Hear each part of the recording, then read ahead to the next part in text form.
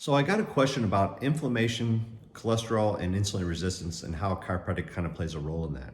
So I do have a lot of patients that will come in and complain about this global inflammation that they have, swelling, pain everywhere, and they get great results. And it's not because I'm necessarily tweaking their diet or anything, because I don't like to do that until I've really addressed everything in the spine.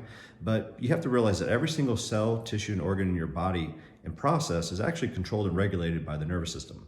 So if you have spinal nerve irritation that's interfering with the brain's integration of all these processes and functions, you can get all sorts of symptoms that can be perceived as inflammation and may be inflammatory in nature. So when you correct the spine properly, a lot of patients will get results or relief from this inflammation alone just from adjusting the spine. But there are other factors that can cause a lot of inflammation, and the big one is going to be diet. So when it comes to insulin and cholesterol and insulin resistance, the standard American diet, or SAD diet, SAD diet, is just an inflammation producer. I mean, if you're eating a lot of processed foods, refined carbohydrates, bad fats, bad quality proteins, you're just generating inflammation, all day long. And there's nothing you can do or supplement with that's going to counteract a bad diet like that. So if people will get back to eating things as close to the way God made them, good proteins, vegetables, fruits, staying away from anything that's, changed the way it looks too much, that alone will change, how people feel and the inflammation levels dramatically, and help prevent a lot of chronic diseases. Most chronic diseases are the result of bad diet over time. So heart disease, diabetes, a lot of these things will improve dramatically if you get on the right diet. So you do have to look at that, and for longevity and health and just quality of life, your diet is utmost. It's just like weight loss, because when you're insulin resistant, basically the insulin you're producing, your body doesn't respond to it as much. But these people are typically overweight, they got big bellies, and they find it very, very hard to lose weight.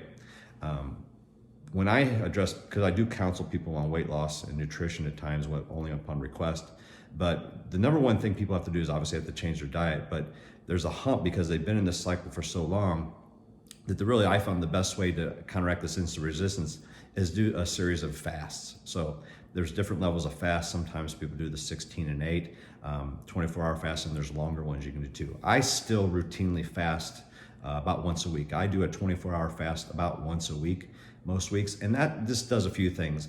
It kind of resets that insulin resistance level, because your insulin levels pretty much bottom out to their lowest steady state when you're in a prolonged fast like that. And it also gives the digestive tract a time to just rest. So when you don't have a lot of high insulin or insulin fluctuations, for a period of time, that kind of resets those receptors and gives them a chance to kind of go back to their solid state. And then when you do have insulin come into the picture, they're going to be more receptive to that. And it could take a while of fasting and dietary change to really overcome that. But anyone can lose weight. It doesn't matter your hormonal level. It can be harder. And I thought I was one of those people too, until somebody taught me how to lose weight properly, and really how strict you have to be. Most people who have weight issues will tell you that they try hard and that, but when you really nail them down about what they eat or have them do a food diary or whatever, they're consuming a lot more than they actually think they are. And unfortunately, a lot of these people have been on diets for a long period of time. And dieting itself can cause somebody to have problems losing weight, because your body is a survival machine.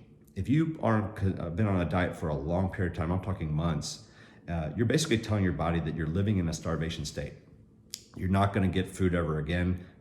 So you got two options. You either got to learn to live on what I'm giving you, or die, because you have to have a certain amount of food to sustain body function. So what happens to these people, if they've been dieting 7 days a week, week after week, month after month, eventually the body's going to say, hey, let's turn our metabolism down and learn to live off of this 1,200 or whatever calorie diet that they're on. And that's why they plateau and they stop losing weight.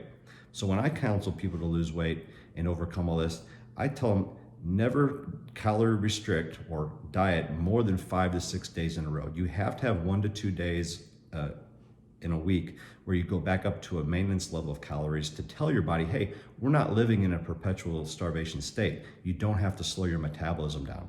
When you do that, patients won't plateau, plus it's rewarding. I'll tell you, I've done some cutting in my life, and it's demoralizing to be, starving for long periods of time. Even for 5 days in a row, it can be tough.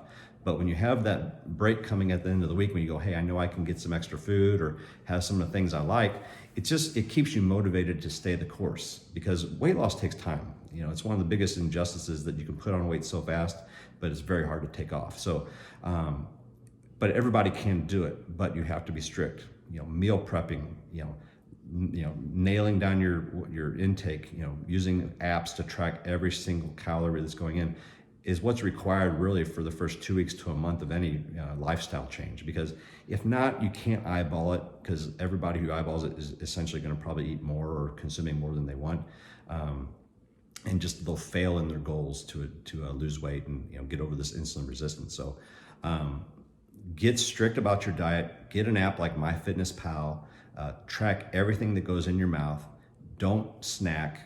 You don't grab a little bite of this, a little bite of that, because a little bite of this, a little bite like that, you can eat an extra 400 calories very, very easily. And a lot of diets are only 400 or 500 calories in the whole, meaning that's what your deficit is every day. And 500 calories times 7 is 3,500 calories. That's basically 1 pound of fat a week. So if you're grazing and grabbing a bite of this thinking, oh, I'm not eating that, I'm just trying it, you could actually be eating enough calories to put you basically at your maintenance level, which you won't lose weight on, or not much weight at all. So it's just one of those things that if you really want to be successful long-term, you have to create a new lifestyle, and it has to be a healthy lifestyle. And if you go back to eating the way you did once you've lost your weight, you're going to get the same results that you got from eating that way in the first place, which is going to be the old body that you had. So if you want to get the body of your dreams, whatever that is for you, and I'm not saying that being fat or skinny is good or bad, other than you need to be healthy.